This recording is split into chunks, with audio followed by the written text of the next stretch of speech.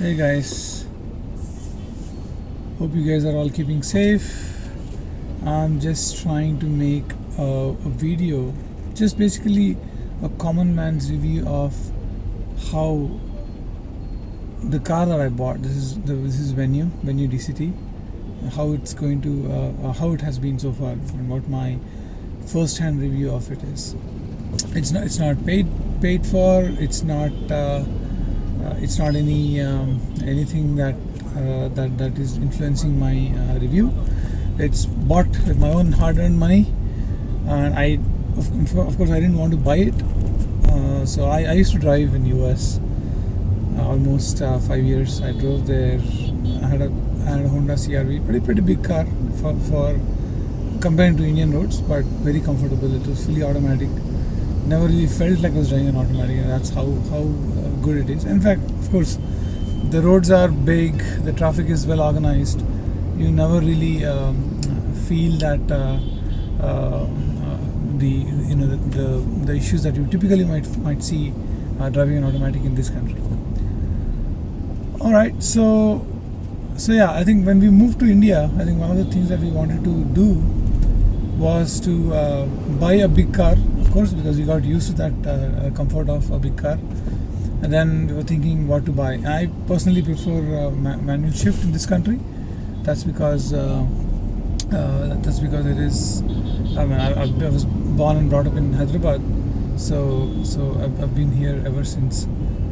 Hence, in fact, I used to have a Ford Figo about 6 years back, and I used to love driving that car. It was a manual car. Anyway, cut to today. So we just moved back from US about 3 months back. A lot of things culminated to move us back here. That's a different story. So when we were looking, I reviewed, or at least I test drove Kicks, Nissan Kicks. I test drove Creta. I test drove Brezza. I'll tell you, I love Brezza. Again, I am not going to talk about the technicalities that you typically see, torque, Newton, whatever it is. This is all, honestly, it's all crap when it comes to eventually driving. Eventually driving in a city like Hyderabad, right, where traffic is back to back. You constantly keep looking for pockets of in a gap where you could rev past a small blockage. This is your part and parcel of your driving on a daily basis. So if you are that kind of person, yeah, this is exactly where my review of Hyundai Venue DCT would fall into. Right. Again, I'm not holding the phone in my hands. I stuck it to a phone holder, and hence I'm able to do this while driving. So please, others, if you do not drive, and of course wear mask and drive. I'm just doing this for the video. Right. So a few things that I of course I didn't want to buy this DCT the moment I drove, but because my wife also prefers an automatic car because she's not comfortable driving a manual stick shift, so we just thought of buying an automated car. Well, we looked at Creta. Of course, Creta was the first choice, but because it had a very long wait, being the number one SUV in India, because I just moved, I needed a car under my butt, as ASAP. So Venue and Brezza were the only two cars that they were ready to give me on the spot. My heart was beating for Brezza, but who makes the decisions at home. I make bigger decisions like who should be the Prime Minister of the country, but my better half makes these kind of decisions. Well, so we eventually bought the DCT. It's about 2 months now that we are driving. Again, first things first, if it's a long drive, I think nothing can beat Venue. It's a comfort inside. It looks pretty spacious inside. Forget about all the specifications. I'm 5'11", and this is amazing space inside, both above and behind. Kids feel like it's a full size SUV from inside. Outside, I wish they did a better finishing on the back. It's basically it looks like the designer thought we'll finish this off fast. So compared to that, looks wise, I think in the same segment, Brezza has the best looks, my opinion.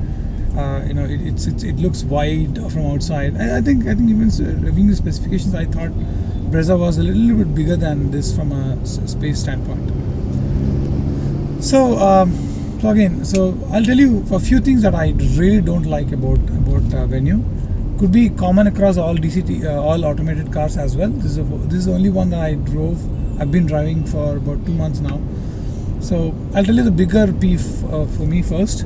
One is again the traffic of Hyderabad. For that matter, any big city, the traffic is back to back. So you look for pockets of gap so that you could just rev pass through, and it's the best when you can do it manual with a manual car. And with my Ford Figo, I used to always make sure I was ahead of the traffic.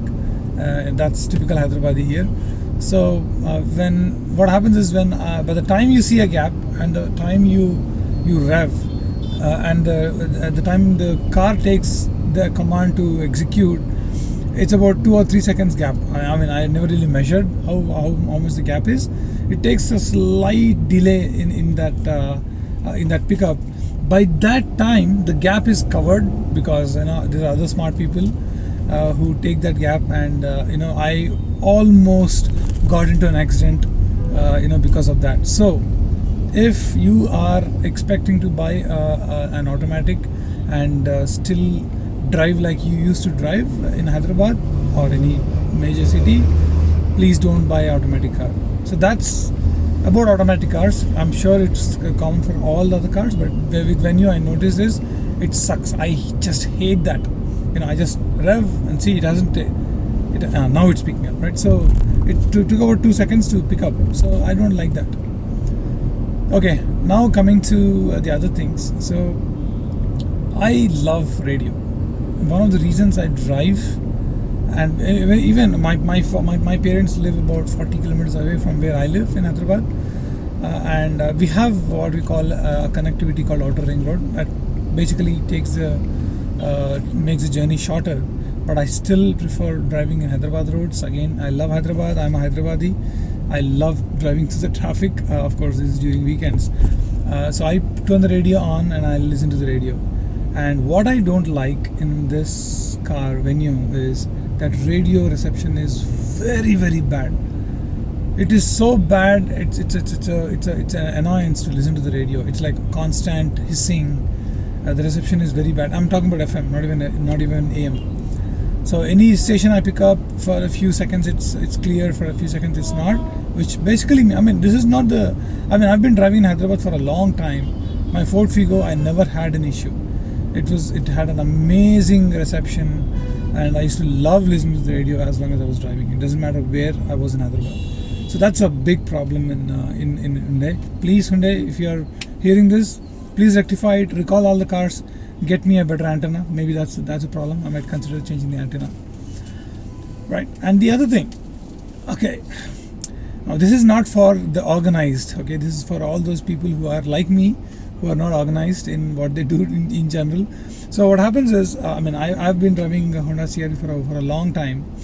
It doesn't matter the order. So typically when you park the car and want to get down, there could be a couple of ways you could do it. Like a true organized person, you hit the brake, stop the car, put the car in parking, make sure that your lights are off, make sure the door is not open, and then turn the car off, and then you get down.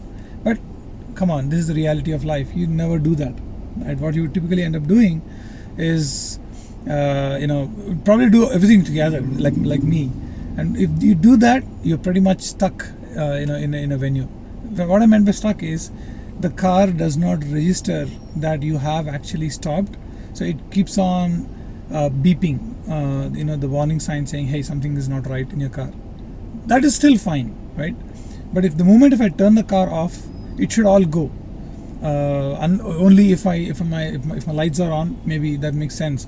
But let's say if I stop the car, don't put the car in parking, and I turn the car off, it starts making that beeping noise.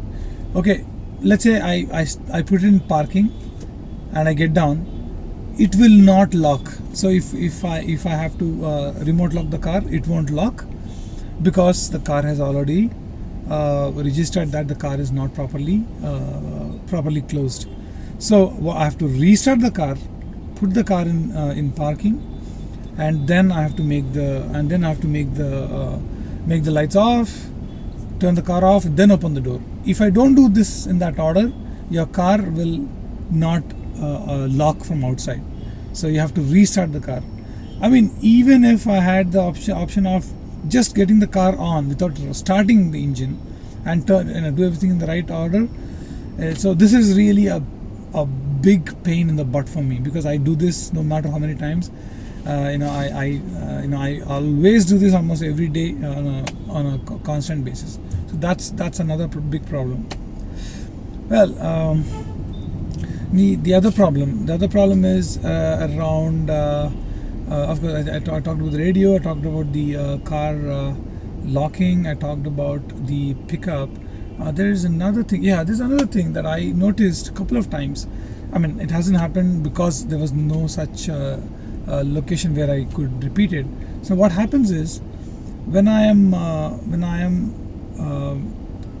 parked in a downward slope, and if I have to get out, I have to take reverse in the downward slope.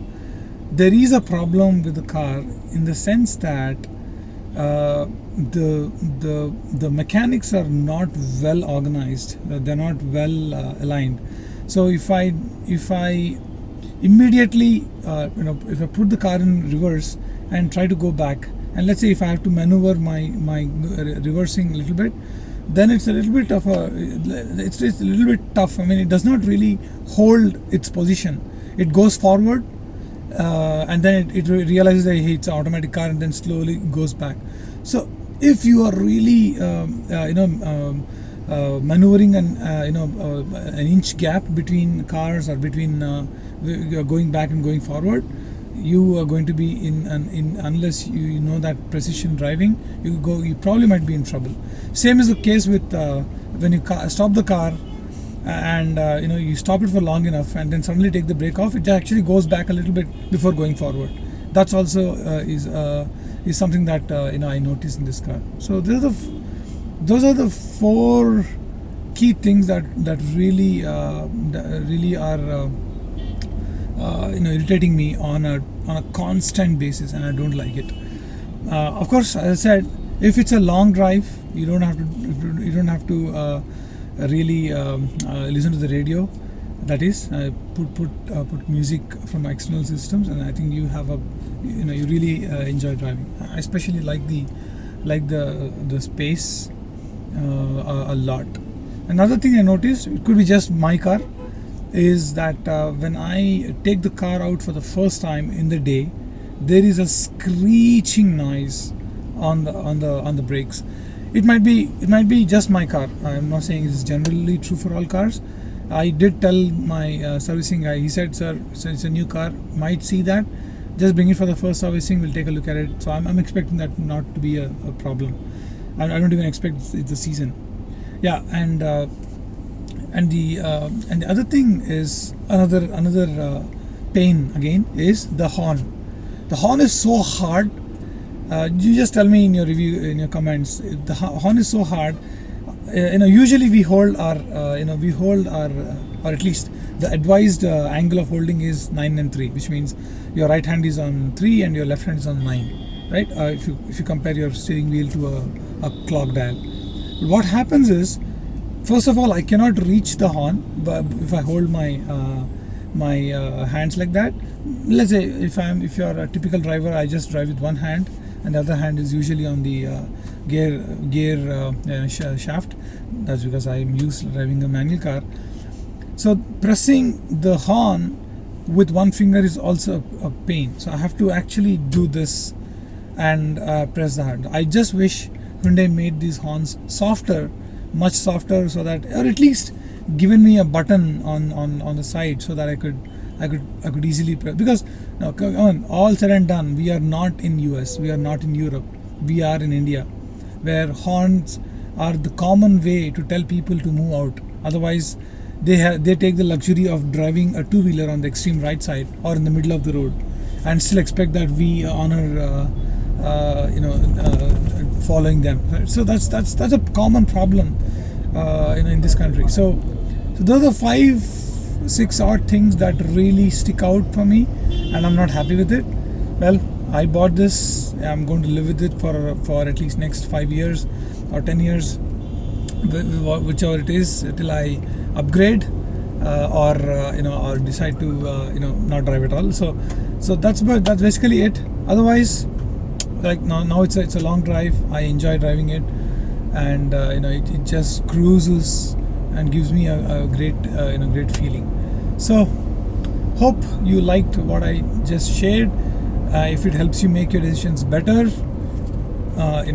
give me a like. It doesn't even matter. I mean, I don't really put so many videos out there, but I just thought I'll start doing it, and I'm going to call it Common Man Reviews. It's not going to be technical. It's not going to be all that jargon where common people do not understand. And so thank you very much.